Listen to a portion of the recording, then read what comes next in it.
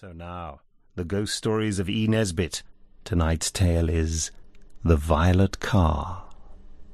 It was a cold and wet November afternoon when I left London to go to Charleston on the Sussex Downs. I am a nurse by profession and had been engaged by Mr. Robert Eldridge to attend on his wife.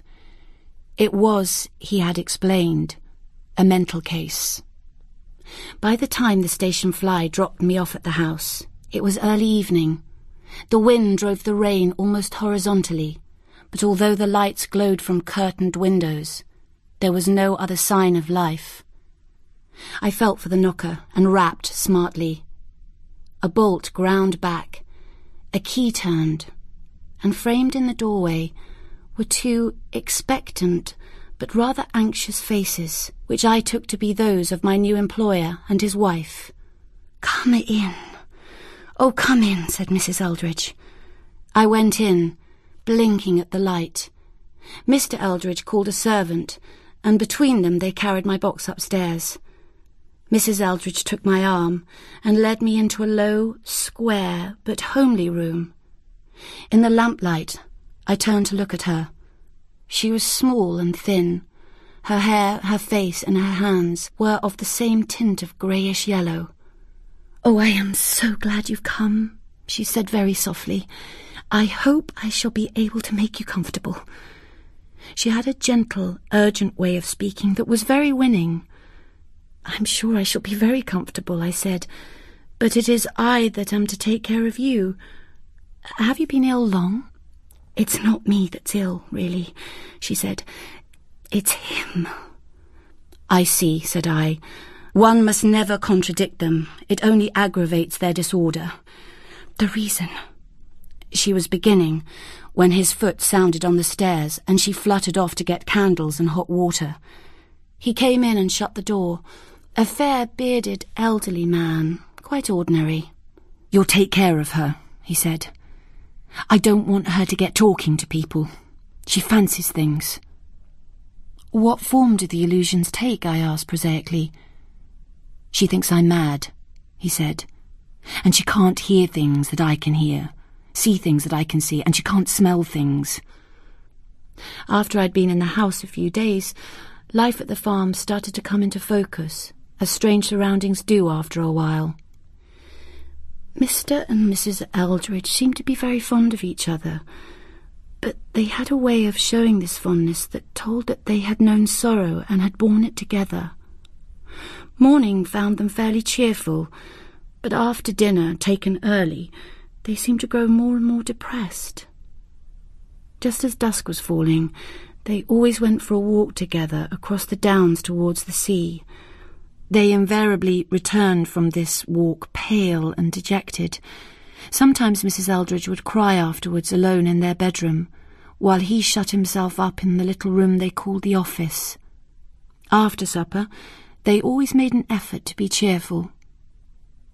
But I observed in Mrs. Eldridge no sign of mental derangement, save in the persistent belief that her husband was deranged.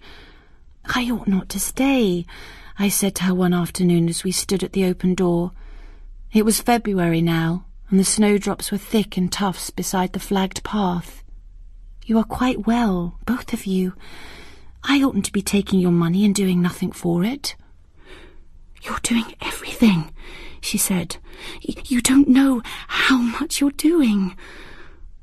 After a very long pause, she said very quietly and distinctly, "He sees things that no one else sees, and hears things that no one else hears, and smells things that you can't smell if you're standing there beside him." I remembered with a sudden smile his words to me on the morning of my arrival. "She can't see, or hear, or smell." Her voice was so sane, so sweet. It came to me all of a sudden that I did not know to which of the two I owed my service. "Have you any idea why?" I asked her. She caught at my arm. "Our daughter Bessie was killed by a motor," she said. "Of course, they said it was an accident. The motor was a violet colour. They go into mourning for queens with violet, don't they?" she added. "And my Bessie, she was a queen. So that was all right, wasn't it?" I told myself now that I saw that the woman was not normal, and I saw why. It was grief that had turned her brain. One evening, I was walking on the downs high above the English Channel. I struck a road that led quite unexpectedly into turf and furze bushes. Just as suddenly I found myself at the cliff's edge, watching the sea pounding the rocks below me. I turned back, reaching first the road, and then a deep banked lane bordered with high hedges. It was her voice that I heard first. "No, no," she cried. "There's nothing." "I tell you, yes," he replied. "Can't you hear it? That panting sound. Stand back, I tell you, it's close upon us."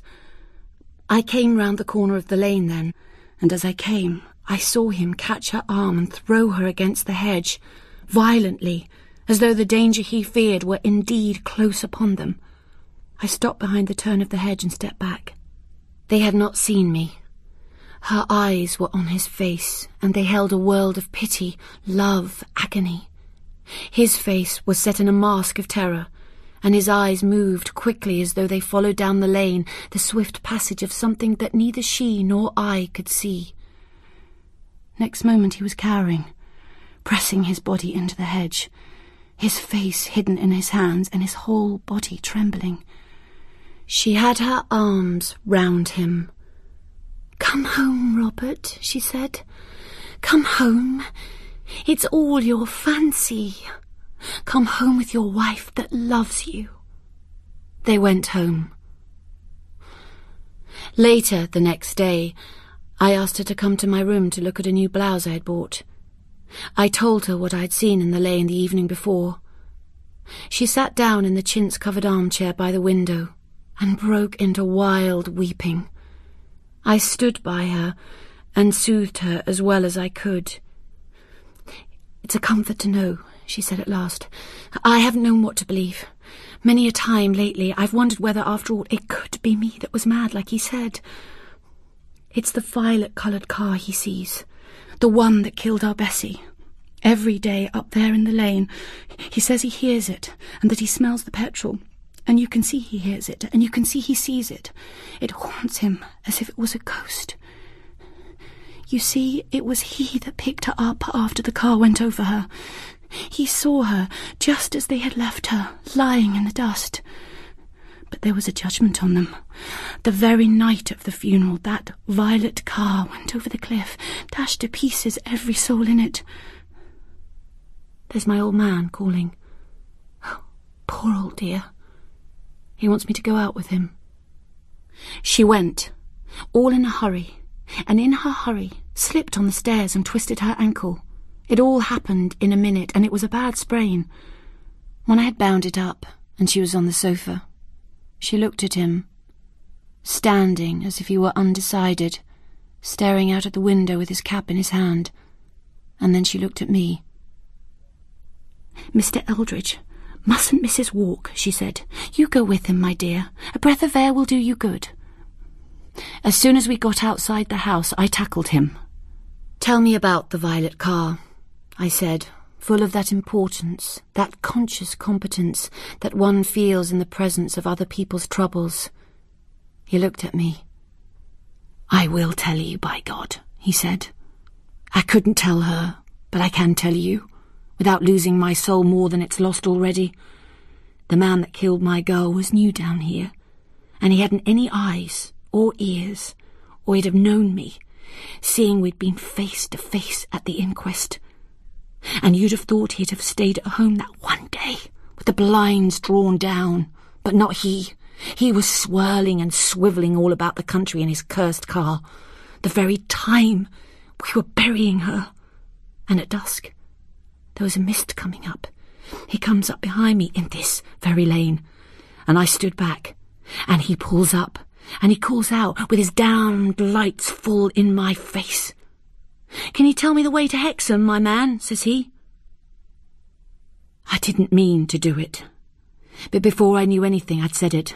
Straight ahead, keep straight ahead. Then he was off. I ran after him to try to stop him. But what's the use of running after a car? And he kept straight on, down the lane, through the furze, and then right over the cliff. And every day since then, The car comes by, the car that nobody can see but me, and it keeps straight on. "Mr. Eldridge," I said, "you should go back home to be with your wife. She has a bad sprain. She needs you." "No," he said earnestly. "Somebody has to see that car every day as long as I live. Then I should be the one to see it tonight." "No," he repeated. "I'm the only person who deserves to see it." I argued with him, and I put all my will and all my energy into my persuasions until suddenly, like a door that you've been trying to open and that has resisted every key until the last one, he gave way. Yes, I should go to the lane, and he would go back home. I stood in the deepening dusk, looking up towards the downs and the sea. There were pale stars. Everything was very still. I turned to look back down the lane, only to see that he had not gone back home, but had followed me. He was standing a dozen yards away, with his face turned from me toward a violet car that was shooting up the lane. I crushed myself back into the crackling bare hedge. As the car neared him, he started back. Then suddenly he cried out, "No! No more! No more!" With that, he flung himself down on the road in front of the car, and its great tyres passed over him. I got to him and got his head up. He was dead. I went to a cottage where a labourer was having tea. He got some men and a hurdle. When I told his wife, the first intelligible thing she said was, "It's better for him. Whatever he did, he's paid for now." So it looks as though she'd known, or guessed, more than he had thought. I stayed with her till her death. She did not live long. You think perhaps that the old man was knocked down and killed by a real motor, which happened to come that way of all ways, at that hour of all hours, and happened to be of all colours. Violet. Well, a real motor leaves its mark on you where it kills you. But when I lifted up that old man's head from the road, there was no mark on him, no blood, no broken bones. His hair was not disordered, nor his dress. There was not even a speck of mud on him, except where he had touched the road in falling. There were no tyre marks in the mud. The motor car that killed him came and went like a shadow. As he threw himself down, it swerved a little so that both its wheels should go over him. He died, the doctor said, of heart failure. I am the only person to know that he was killed by a violet car, which, having killed him, went noiselessly away towards the sea. What's more, there was no one in that car. It was just a violet car that moved along the lanes, swiftly, silently, and empty. Charlotte Emmerson was reading The Violet Car by E. Nesbit, abridged by Roy Apps. It was produced by Celia de Wolfe and was a peer production for BBC Radio 4 Extra.